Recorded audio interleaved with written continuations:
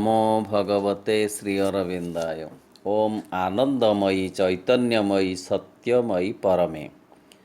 15 August 1872 मसीहा भोर 4:30 शुक्रवार श्री अरविंदंकर धरावतरणर समय। 1878 मसीहा फेब्रुआरी मास 21 तारिख गुरुवार पूर्वाह्न 10:30 समय श्री माँकर धरावतरणर समय।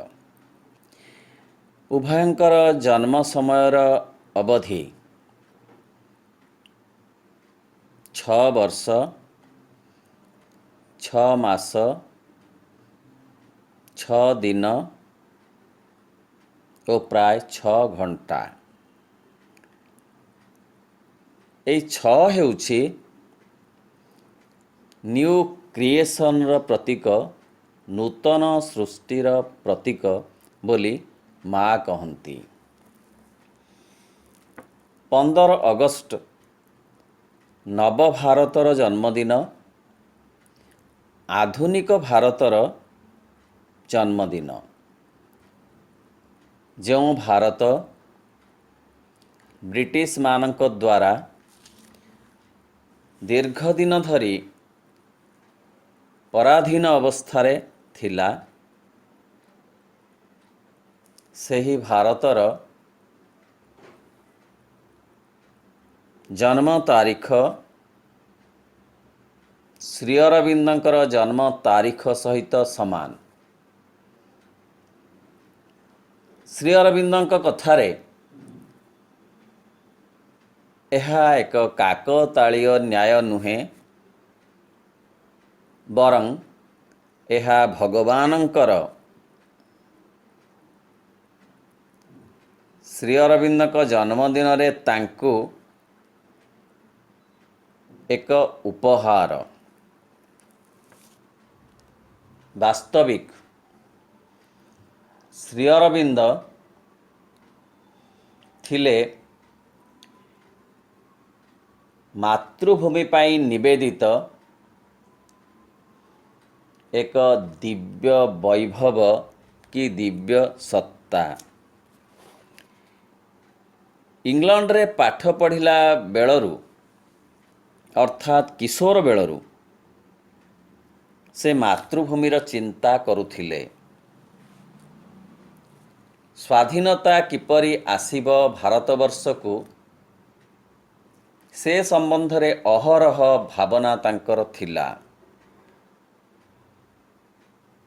ଫେରିଲେ ଭାରତବର୍ଷକୁ 1893 ମସିହାରେ।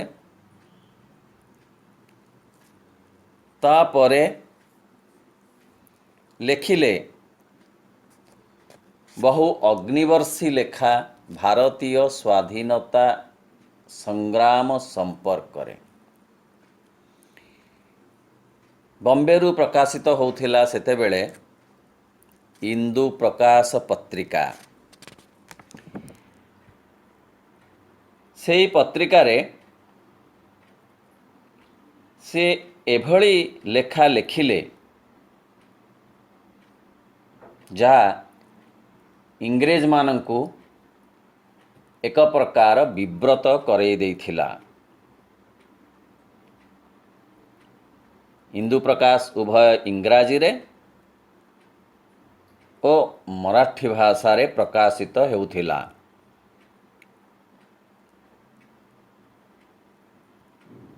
ବଙ୍ଗ ପ୍ରଦେଶରେ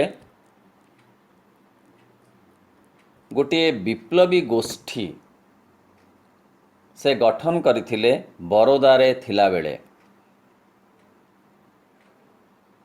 ସେଥିରେ 5 ଜଣ ବ୍ୟକ୍ତି ଥିଲେ।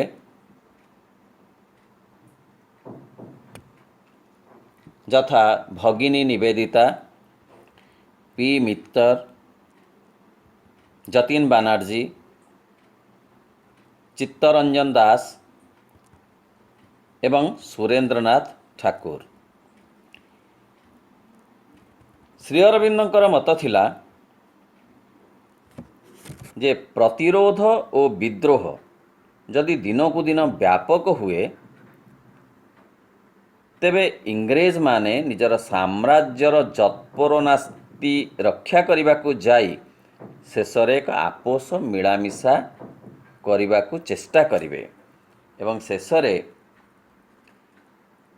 भारतवासी हाथ में देश को अर्पण करिवे।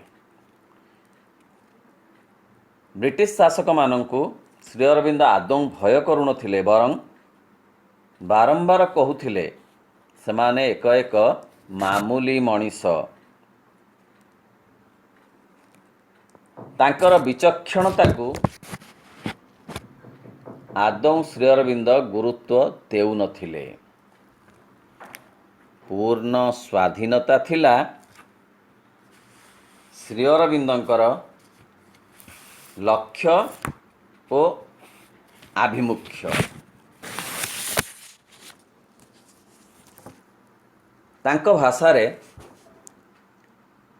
There are some people who fear to use the word freedom, but I have always used the word freedom because it has been the mantra of my life। 1905 मसीह बंगभंग आंदोलन आरंभ है। 1906 मसीह श्री अरविंद बिना दरमारे छुट्टी नहीं बंगला को आसिले। सेतिके बेले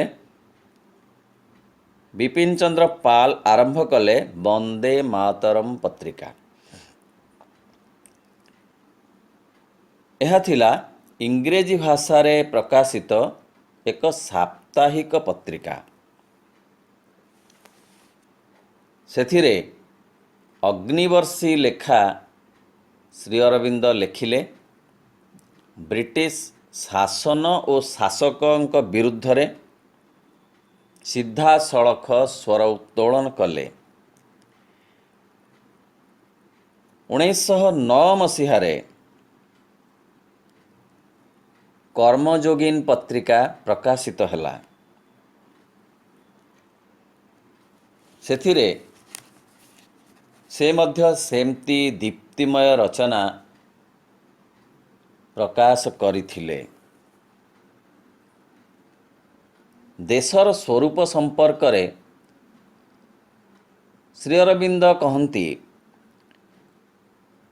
भवानी महिषमर्दिनी जेपरी गोटे शक्तिपुंजरे ठूल एवं नियुत नियुत देवतांक शक्ति मध्य संभूत होइथिले, ठीक सेहीपरि राष्ट्र मध्य एक विराट शक्ति जहा नियुत नियुत जन एककर समस्त शक्ति रे परिपुष्ट होइथाए। भारतवर्ष को से देवी भाव रे विचार करिथिले। कहिथिले भारत माटी गोड़ी पत्थर रे गढ़ा एक जड़पिंड नुहे, यह एक जाग्रत चेतना।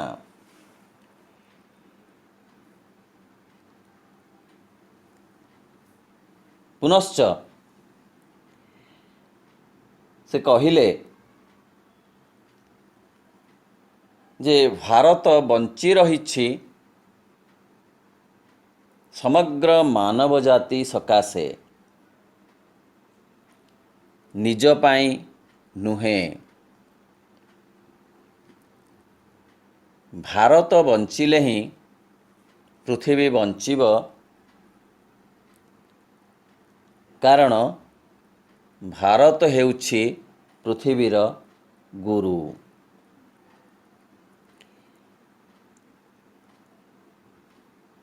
भारतवर्षर स्वाधीनता संपूर्ण भावरे दाबी करिबा दिगरे से थिले प्रथम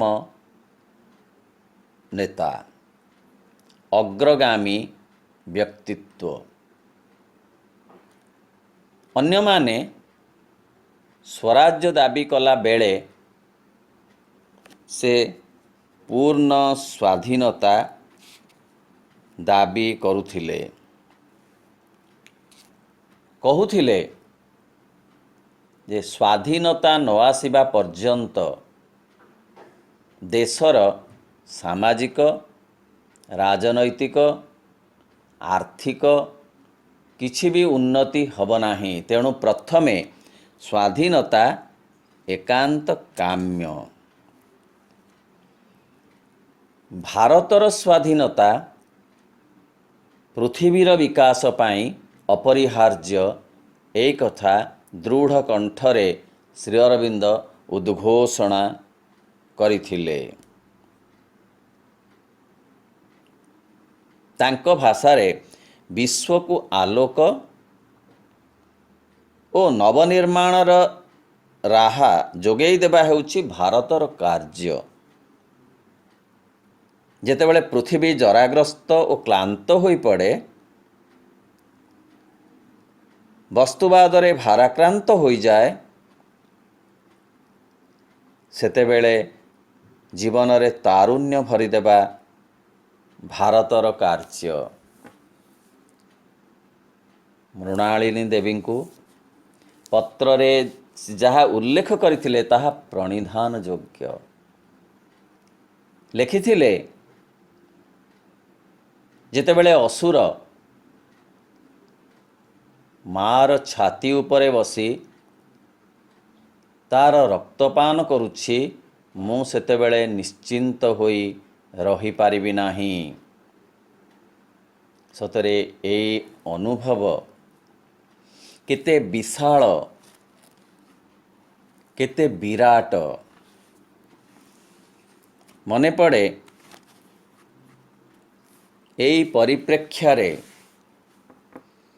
ମଧୁସୂଦନ ରାଓଙ୍କର କଥା। ଓଡ଼ିଆ କବି ପାଖାପାଖି ସେହି ସମୟରେ 4-5 ମସିହା ବେଳକୁ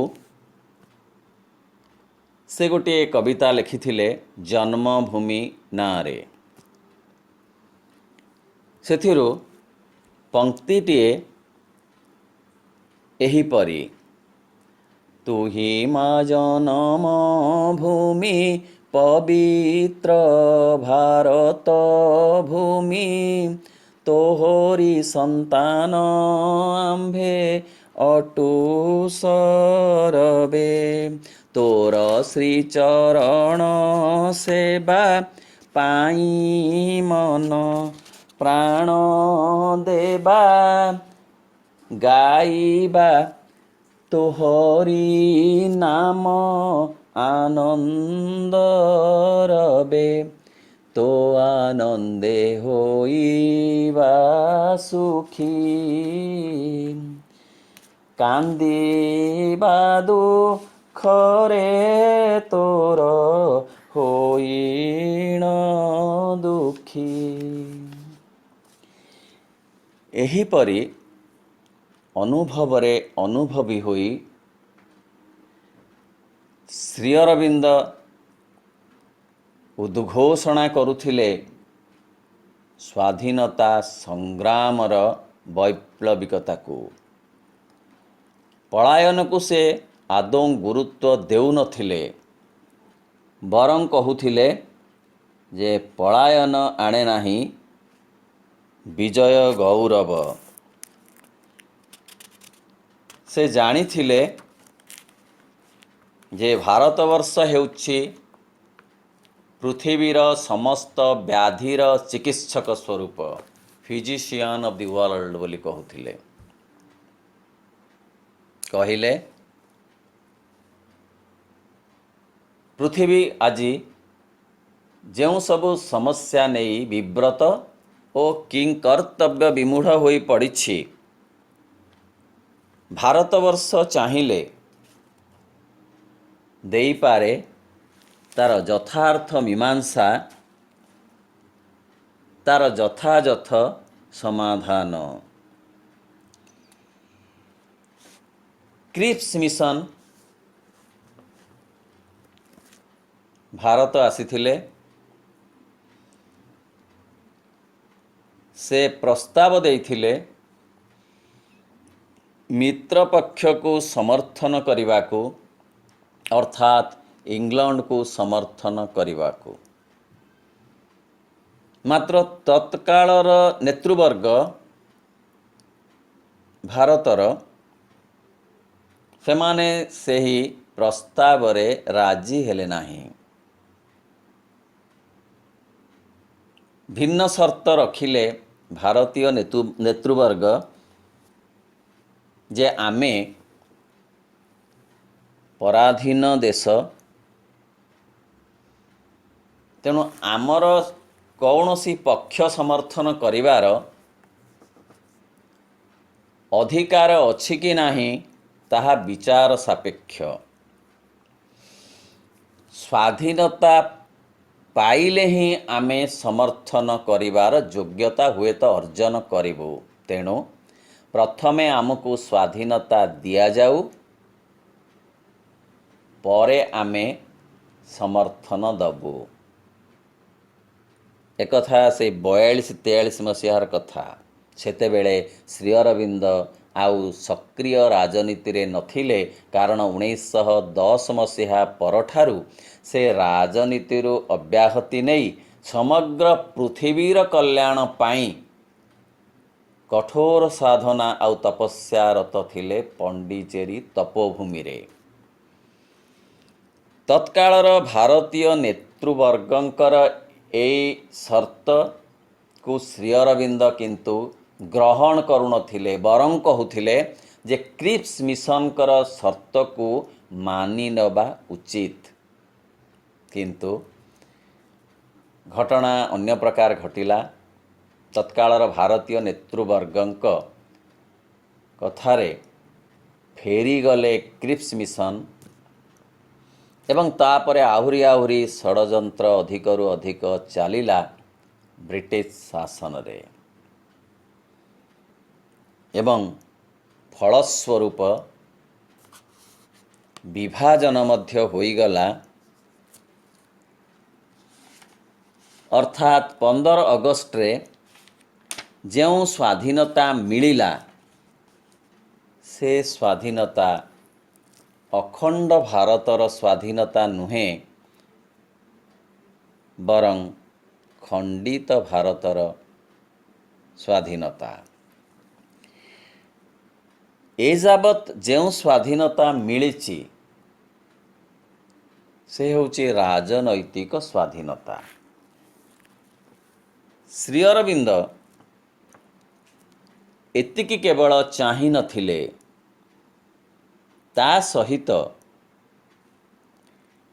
ଆଧ୍ୟାତ୍ମିକତାର ସମନ୍ୱୟ ସେ ଇଚ୍ଛା କରିଥିଲେ। କହିଥିଲେ ଉତ୍ତରପଡ଼ା ଅଭିଭାଷଣରେ, ରାଜନୀତିକ ଅଭ୍ୟୁଦୟ ବଳରେ ଆଧ୍ୟାତ୍ମିକ ମହାନତାର ପୁନଃ ପ୍ରତିଷ୍ଠା ହେଉଛି ଜାତୀୟ ଆନ୍ଦୋଳନର ଆଭିମୁଖ୍ୟ। ଅର୍ଥ ଆଧ୍ୟାତ୍ମିକ ଅନୁଭବଟିଏ ରାଜନୀତି କ୍ଷେତ୍ରରେ ସମନ୍ୱିତ ହେବା ଉଚିତ। ତାହେଲେ ପୂର୍ଣ୍ଣାଙ୍ଗ ପ୍ରଗତି ସମ୍ଭବ ହେବ, ପୂର୍ଣ୍ଣାଙ୍ଗ ସମୃଦ୍ଧି ସମ୍ଭବ ହେବ।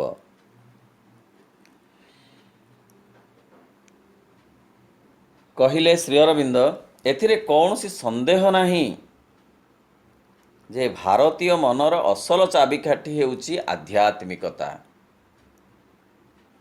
ଅସୀମର ଅନୁଭୂତି ତାର ଜନ୍ମଗତ।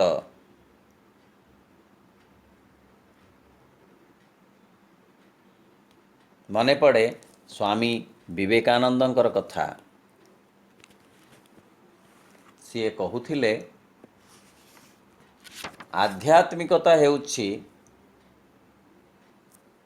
ଭାରତୀୟ ଜନଜୀବନର ଶୋଣିତ ପ୍ରବାହ ସଦୃଶ।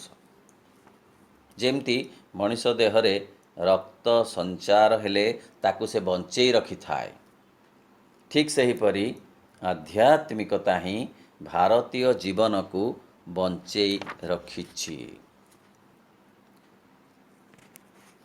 पुणी विवेकानंद कहिले विश्वर इतिहास पर्यालोचना कर ଯେଉଁଠି କୌଣସି ମହାନ ଆଦର୍ଶର ସନ୍ଧାନ ମିଳିବ ଦେଖିବ ତାର ଜନ୍ମ ହେଉଛି ଭାରତବର୍ଷରେ।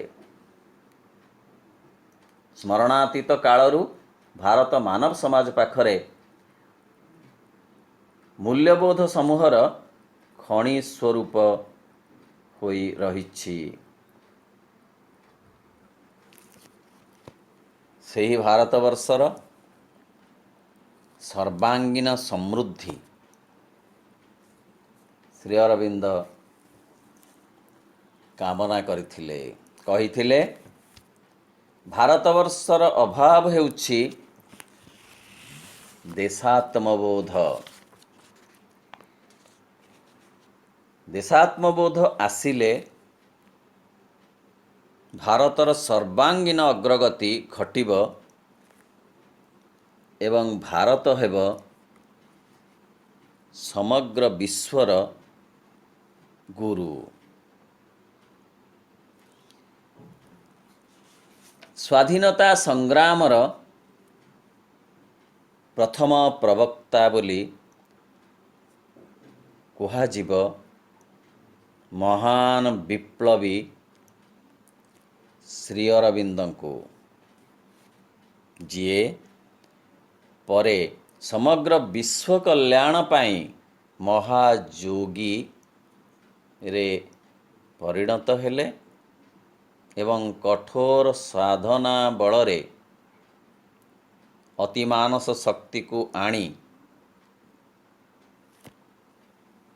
ପୃଥିବୀର ମାଟିରେ ପ୍ରତିଷ୍ଠା କଲେ। ଗୋଟିଏ କଥା ଏହି ପ୍ରସଙ୍ଗରେ ମନେ ପଡ଼େ। ଭାଗବତରେ 10ମ ସ୍କନ୍ଧର ପ୍ରଥମ ଅଧ୍ୟାୟରେ ଗୋପଲୀଳା ଭାଗରେ ଧରିତ୍ରୀର ସ୍ତୁତିଗାନ ପ୍ରାର୍ଥନା ବର୍ଣ୍ଣନା କରାଯାଇଛି। ନିର୍ଯାତିତ ଜର୍ଜରିତ ପୃଥିବୀ ବ୍ରହ୍ମାଙ୍କ ପାଖରେ ପ୍ରାର୍ଥନା ଜଣାଇଛି ମାୟା ସୁରଭି ରୂପରେ।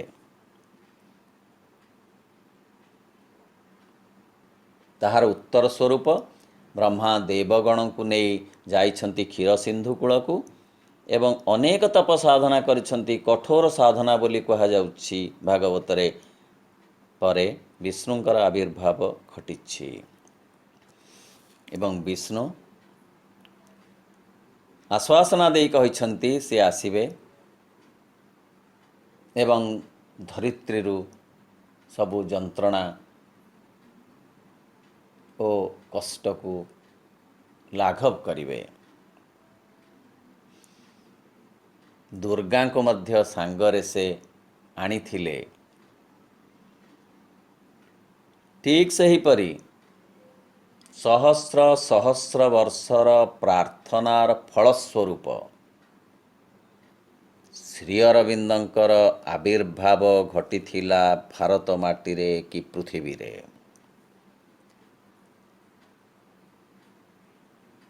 କେତେ ପ୍ରାର୍ଥନା ପୃଥିବୀ କରିଛି ଚେତନାର ବିକାଶ ପାଇଁ। କାରଣ ଯେଡ଼େ ସୁନ୍ଦର ହେବା କଥା ଏ ପୃଥିବୀ ସେଡ଼େ ସୁନ୍ଦର ହୋଇନାହିଁ।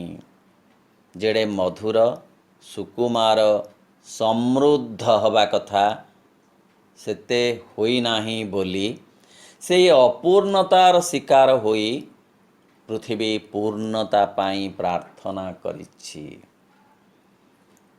ସେହି ପ୍ରାର୍ଥନାର ଉତ୍ତର ସ୍ୱରୂପ ଶ୍ରୀ ଅରବିନ୍ଦ ଅବତରଣ କରିଛନ୍ତି ଏବଂ ଦୁର୍ଗାଙ୍କୁ କି ଶକ୍ତିଙ୍କୁ ମଧ୍ୟ ଆଣିଛନ୍ତି ଶ୍ରୀମା ଭାବରେ। ମା ହେଉଛନ୍ତି ଭଗବାନଙ୍କର ଚେତନା ଓ ଶକ୍ତି। ତାଙ୍କ ବିନା ସତ୍ତା କ୍ରିୟାଶୀଳ ହୋଇପାରନ୍ତି ନାହିଁ। ଯେଉଁଥିପାଇଁ ଅତିମାନସର ଅବତରଣ ସମୟରେ ତାର ସର୍ତ୍ତ ଅନୁସାରେ ସେ କେବଳ ଦୁଇଟି ତନୁ ନିର୍ବାଚନ କରିଥିଲା, ଗୋଟିଏ ମାଙ୍କର ଆଉ ଗୋଟିଏ ପ୍ରଭୁ ଶ୍ରୀ ଅରବିନ୍ଦଙ୍କର। ଅନ୍ୟଥା ସେ ଅବତରଣ କରିପାରୁନଥିଲା, କାରଣ ଏ ପୃଥିବୀର ସାମର୍ଥ୍ୟ ନଥିଲା ତାର ଅବତରଣ ଜନିତ ଚାପକୁ ସହ୍ୟ କରିବା ଲାଗି। ରସାତଳଗାମୀ ହୋଇଯିବ ବୋଲି ପୃଥିବୀ ବାରମ୍ବାର କହୁଥିଲା ଅତିମାନସ ଶକ୍ତି। ଏହି ଦୁଇ ତନୁକୁ ନିର୍ବାଚନ କରିବା ପାଇଁ ସେ ପ୍ରତିଶ୍ରୁତି ଦେଲା ପରେ ମା କହିଲେ ଯେ ମୁଁ ତାହେଲେ ତାକୁ ଧାରଣ କରିବି ଏବଂ ଶରୀରକୁ ବିସର୍ଜନ କରିବି। ପ୍ରଭୁ କହିଲେ ନା ନା, ତାହା ସମ୍ଭବ ନୁହେଁ, ବରଂ ମୁଁ ଧାରଣ କରିବି ଏବଂ ତମେ ରହି ତାକୁ କ୍ରିୟାଶୀଳ କରେଇବ। ଗଙ୍ଗାଧାରା ଉପରୁ ଅବତରଣ କରି ସତେଅବା ଶିବଙ୍କ ଜଟାରେ ପଡ଼ିଲେ ଆଉ ତାକୁ ପ୍ରବାହିତ କରି ପୃଥିବୀକୁ ଶସ୍ୟଶ୍ୟାମଳା କରିବାର ଦାୟିତ୍ୱ ନେଲେ ସ୍ୱୟଂ ମା। କେବଳ ଭାରତବର୍ଷ ପାଇଁ ନୁହେଁ, ସମଗ୍ର ପୃଥିବୀ ପାଇଁ ମା ଶ୍ରୀ ଅରବିନ୍ଦଙ୍କର ସାଧନା ଅଭିପ୍ରେତ ହେଲା। ଭାରତୀୟ ସ୍ୱାଧୀନତା ତାର ଥିଲା ପ୍ରଥମ ଉଷାଲୋକ, ପ୍ରଥମ ଆବଶ୍ୟକତା। ତା ସହିତ ପୃଥିବୀର ସ୍ୱାଧୀନତା ମଧ୍ୟ ସମନ୍ୱିତ ହୋଇଥିଲା। ପୃଥିବୀର ସ୍ୱାଧୀନତାର ଅର୍ଥ ହେଉଛି ସମଗ୍ର ମାନବ ଜାତିର ସ୍ୱାଧୀନତା। କାହା ଦ୍ୱାରା ମାନବ ଜାତି ପରାଧୀନ ହୋଇଛି ଯେ ତାକୁ ସ୍ୱାଧୀନ କରିବା ପାଇଁକି ଏତେ ପ୍ରୟାସ, ଏତେ ପ୍ରଚେଷ୍ଟା କରିବାକୁ ପଡ଼ିଲା? ସେ ପରାଧୀନତା ଆଉ କାହାର ନୁହେଁ, ସିଏ ହେଉଛି ଅହଙ୍କାର ଜନିତ ପରାଧୀନତା। ଅହଙ୍କାର ଏତେ ବେଶୀ ଚାପ ପ୍ରୟୋଗ କରିଛି ସମଗ୍ର ମାନବ ଜାତି ଉପରେ ଯେ ସେ ଚାପକୁ ଉଠେଇବା ଲାଗି ଦୀର୍ଘ କଠୋର ସାଧନାର ଆବଶ୍ୟକତା ହେଲା। ତାହା ଥିଲା ସମଗ୍ର ପୃଥିବୀର ପ୍ରାର୍ଥନା, ଯାହାର ଫଳସ୍ୱରୂପ ଶ୍ରୀମା ଦୁର୍ଗା ରୂପରେ ଏବଂ ପରମ ପ୍ରଭୁ ସ୍ୱୟଂ ଭଗବାନ ରୂପରେ ଅବତୀର୍ଣ୍ଣ ହୋଇଥିଲେ ଏ ପୃଥିବୀ ପୃଷ୍ଠରେ। ମା କହୁଥିଲେ, government follow governments, rulers follow rulers, centuries follow centuries, and human miseries remains lamentably the same.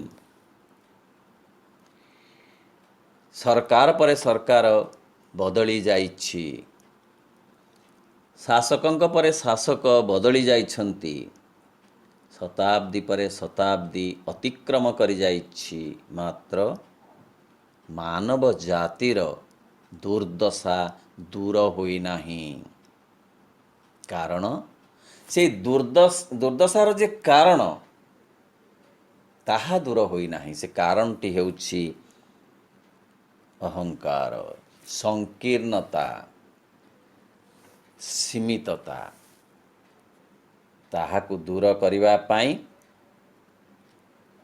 ଏତେ କଷ୍ଟ କରିବାକୁ ପଡ଼ିଥିଲା ମା ଶ୍ରୀ ଅରବିନ୍ଦଙ୍କୁ। ପୃଥିବୀକୁ ସ୍ୱାଧୀନ କରିବା ପାଇଁ ସେ ପ୍ରଚେଷ୍ଟା ଏବେ ମଧ୍ୟ ଜାରି ରହିଛି।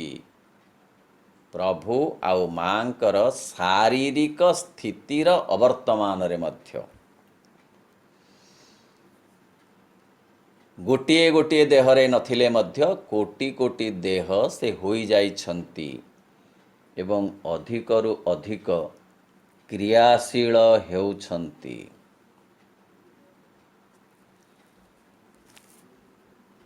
ପ୍ରାଚ୍ୟ ଆଉ ପାଶ୍ଚାତ୍ୟ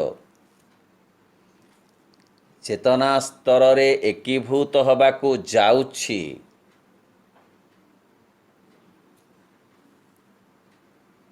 ତେଣୁ ଏଇ ପ୍ରତିରୋଧ ଆସୁଛି ପୃଥିବୀର ଜଡ଼ତା ତରଫରୁ, ଯାହାର ପ୍ରତିଫଳନ ଆମେ ହୁଏତ ବର୍ତ୍ତମାନ ଏ କରୋନା ମହାମାରୀରେ ଦେଖୁଛେ। ସମଗ୍ର ବିଶ୍ୱ ଆଜି ଆତଙ୍କିତ ହୋଇପଡ଼ିଛି ଏହି ମହାମାରୀରେ। ସତେ ଚେତନାର ବିକାଶ ଏଥିପାଇଁ ମହୌଷଧି। ସମଗ୍ର ମାନବ ଜାତିର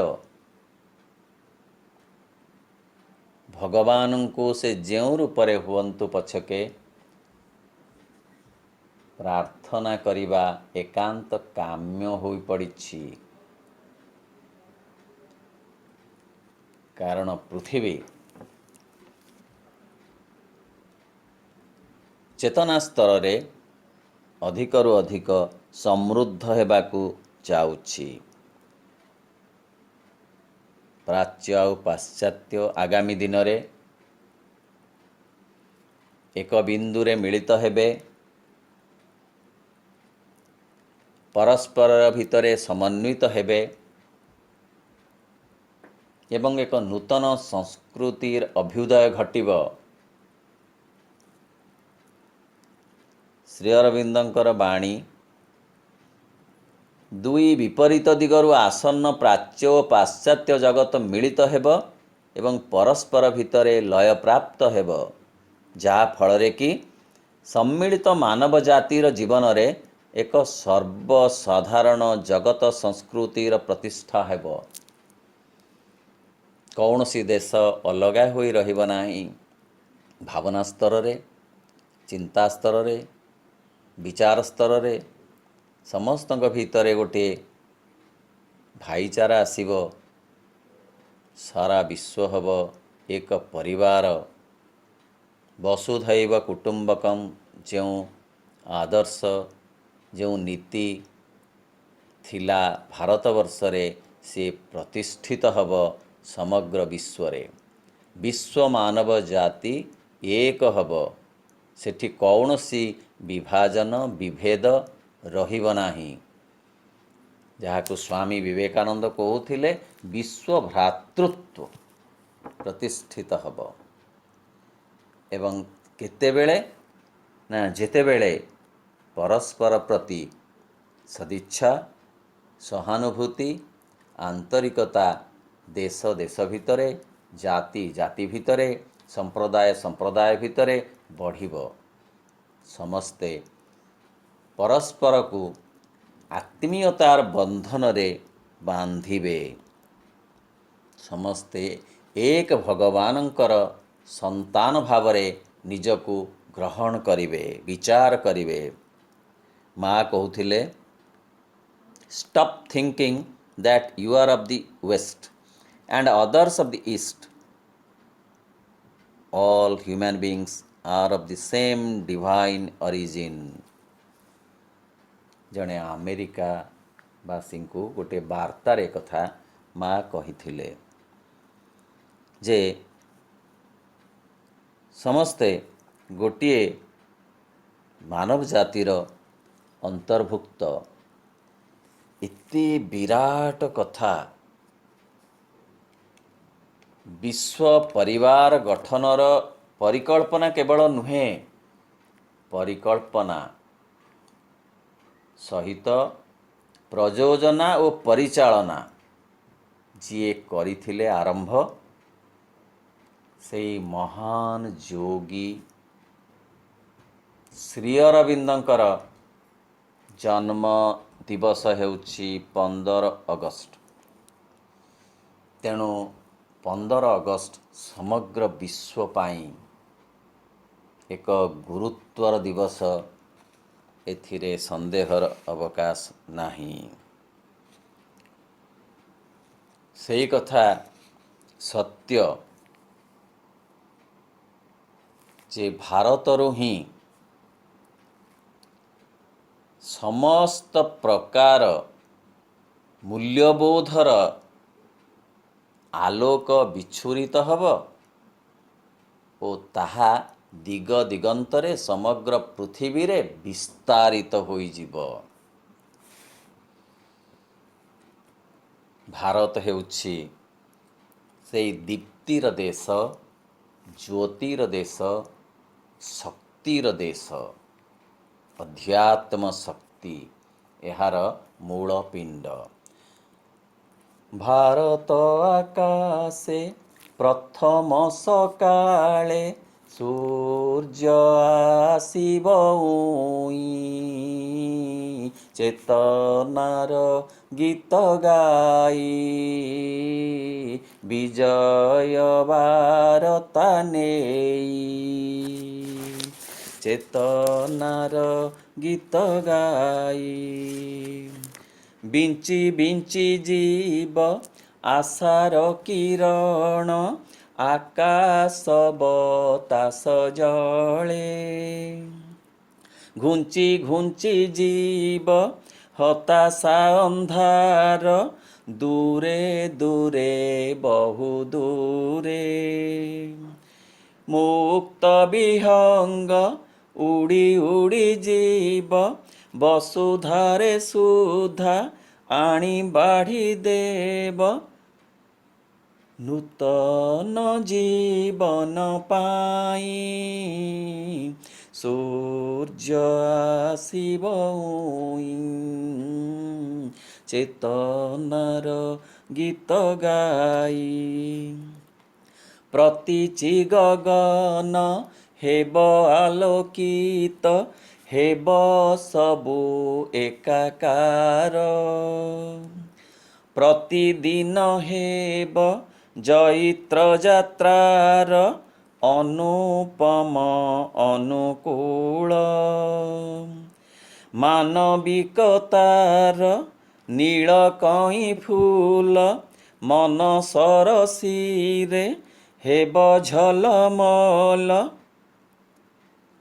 ପ୍ରୀତିରେ ମଗନ ହୋଇ ସୂର୍ଯ୍ୟ ଆସିବ ଉଇଁ, ଚେତନାର ଗୀତ ଗାଇ ଭାରତ ଆକାଶେ ପ୍ରଥମ ସକାଳେ ସୂର୍ଯ୍ୟ ଆସିବ ଉଇଁ, ଚେତନାର ଗୀତ ଗାଇ ବିଜୟ ବାରତା ନେଇ। ସେଇ ଭାରତ ମାଟିକୁ କୋଟି କୋଟି ପ୍ରଣାମ। ମହାଯୋଗୀ ଶ୍ରୀ ଅରବିନ୍ଦଙ୍କୁ କୋଟି କୋଟି ପ୍ରଣାମ। ବନ୍ଦେ ମାତରମ୍, ବନ୍ଦେ ମାତରମ୍, ବନ୍ଦେ ମାତରମ୍।